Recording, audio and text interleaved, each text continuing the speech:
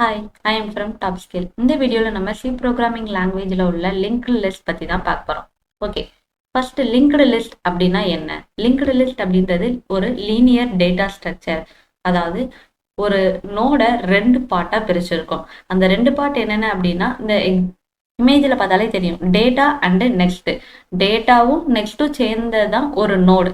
டேட்டால நம்மளோட வேல்யூ இருக்கும். நெக்ஸ்ட் அப்படின்றதுல அடுத்த வேல்யூவோட அட்ரஸை ஸ்டோர் பண்ணி வச்சிருக்கோம்.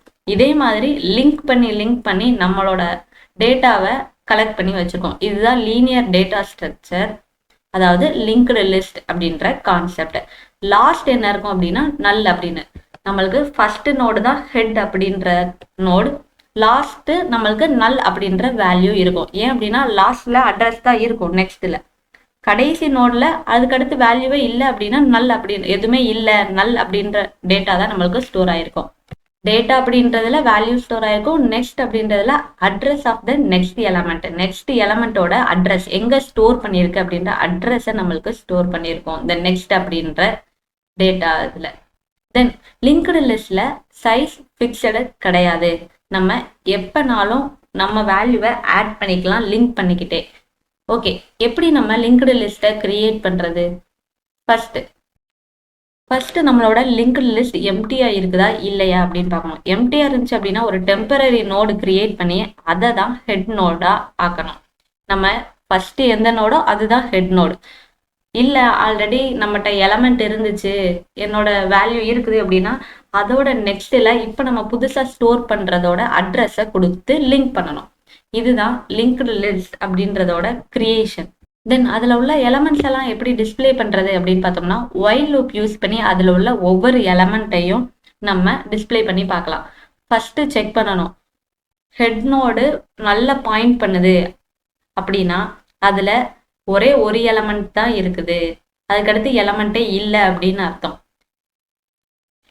இதே லிங்க்டு லிஸ்ட் நாட் எம்டியா இருக்கு அப்படின்னா நம்ம ஹெட் நோட அசைன் பண்ணுவோம். எதுக்கு? டெம்ப் நோடுக்கு.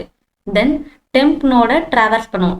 டெம்ப்ல இருந்து அதுக்கு அடுத்து எதை லிங்க் பண்ணியிருக்கு அடுத்த எலமெண்ட் போய் அந்த எலமெண்ட்டை பிரிண்ட் பண்ணுவோம்.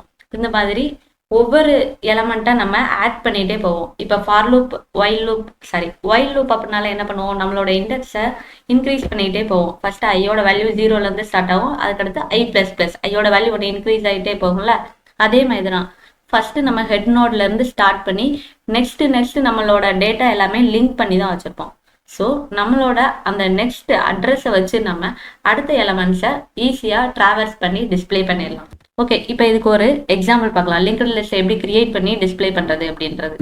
ஓகே, ஃபர்ஸ்ட் நம்மளோட header file stdio.h and standard library.h அப்படின்ற ரெண்டு ஹெட்டர் ஃபைல் கொடுத்துட்டோம். தென் ஸ்ட்ரக்ட் நோடு. இப்போ தான் நம்ம லிங்க்டு லிஸ்ட்டே கிரியேட் பண்ணுறோம். அதோட ஸ்ட்ரக்சரை ஃபர்ஸ்ட் ஒரு நோடு, அந்த நோடில் என்னென்னலாம் இருக்கும், டேட்டா இருக்கும், தென் நெக்ஸ்ட் அதாவது அட்ரஸ் இருக்கும். அட்ரஸ்னாலே நம்மளுக்கு என்னது, பாயிண்டர் வேரியபிள்.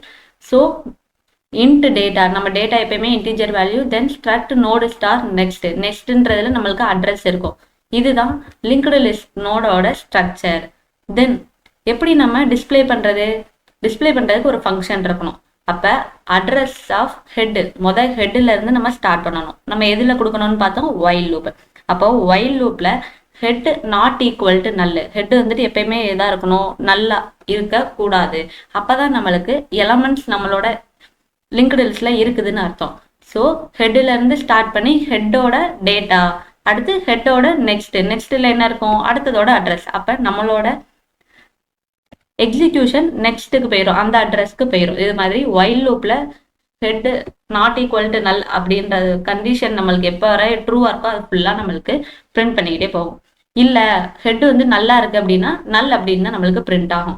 ஓகே, ஃபர்ஸ்ட் நம்ம நோடை கிரியேட் பண்ணி அதை லிங்க் பண்ணலாம். ஸ்ட்ரக்ட் நோடு ஸ்டார் ஹெட்டில் இருந்துட்டு ஒரு எலமெண்ட் ஆட் பண்ண போகிறோம், அதுக்கு மெமரி அலோகேட் பண்ணணும். அதனால தான் ஸ்ட்ரக்ட் நோடு ஸ்டார் எம் அலாக். அதாவது இந்த இது எதுக்கு அப்படின்னா மெமரி அலோகேட் பண்ணுறதுக்காக தான் எம் அலாக் அப்படின்றது.